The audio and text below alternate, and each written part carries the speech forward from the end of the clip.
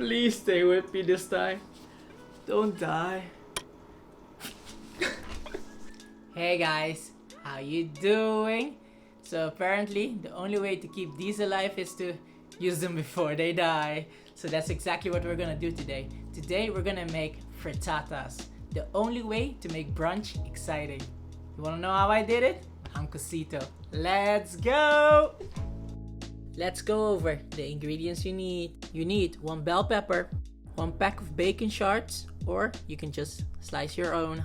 A stick of spring onions. Whoa. You can see I did wash mine. So should you. Also, pecorino cheese. And you need a pack of your daily cheese. Mine is just young cheese. I'm a simple man. Following that, you will need a handful of green peas. Furthermore, some zucchini slices. This ingredient is optional, but highly recommended. Also, some cherry tomatoes. You need a bunch of eggs. I'm using 6, but this is highly dependent on how big your pan is. Lastly, of course, our basil plant. If you have some tips to keep these alive, comment them below, cause they have a tendency to die in my hands. Be sure to check the description below for all the ingredients and measurements. Now while you're at it, be sure to press the like button, subscribe, and also press the bell icon to get notified when new videos are up. Okay, enough channel promotions. Let's get back to making this frittata. So the first thing you're gonna do is roughly chop up your bell pepper, followed by a rough chop of your zucchini. For the cherry tomatoes, as always, just slice them in two. For the basil, we're just gonna grab a handful and give that a rough chop. Now use the spring onion stick to practice your knife skills. Just slice them up the way you like them. Next, start by breaking all the eggs in a bowl, then season them with pepper, followed by grated pecorino cheese. Make sure you get plenty of pecorino cheese on the eggs.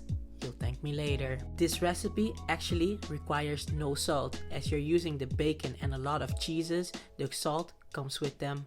Continue to whisk until the eggs, the pecorino cheese, and the pepper is incorporated completely. Now put a pan on, nice and hot, and get the bacon in. No need for oil or butter, as the bacon fat will be used to cook everything in. Let that cook away for 5 minutes until the bacon fat is liquefied and the bacon pieces are a bit brown. At this point, add the paprika. This is a sweet element which will counter the saltiness of the bacon. As the paprika is now well coated in that bacon fat, it's time to add the peas to the mix. Mix that thoroughly such that the peas can also enjoy that bacon fat. After a few seconds, you can add the zucchini. Remember, this ingredient is optional, but wait for it, highly recommended. Cook the mix for a couple of minutes until tender. You do realize that the pan is quite full, and that's exactly what we want, because we want a frittata to be rich with ingredients. When the mixture is tender, continue to add the spring onions and basil to the mix. Let those cook for a couple of seconds while you mix it quite thoroughly. Then you're gonna continue to add the cherry tomatoes. At this point, slice your preferred cheeses into small pieces and proportionally place them in the pan. As your pan is almost full, now it's time to add the egg mix. Make sure you carefully pour it in such that every part of the pan is fully coated in that egg mix. Cook that off for a few seconds while you're grating over that pecorino cheese more, just to coat the whole top of the frittata. Then lastly, place the whole pan in your oven on a grilling option and let it grill for 40 minutes. When it's done, it'll look just like this. Now use a paring knife to release the sides. Then gently tap the pan on the surface to release the bottom. Furthermore, place a board over the pan, turn it upside down, shake the pan a bit, and then lift to release.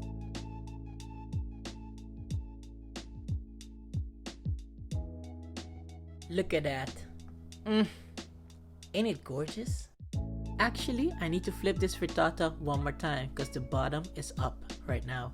But it was too hot and I didn't want to risk breaking this masterpiece. Let's see this beautiful cheesy inside. That looks so good. Come on, let's taste.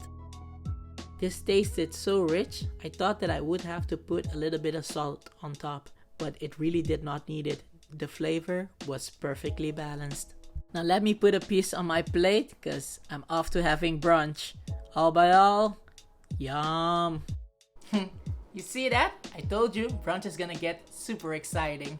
I hope you make it the next time you go to brunch, and also check the description down below for all the ingredients. And like this video if you have enjoyed, and don't forget to subscribe. This has been Cosito's Kitchen, and showing you the difference between a chef and a cook. Take care, guys. Peace.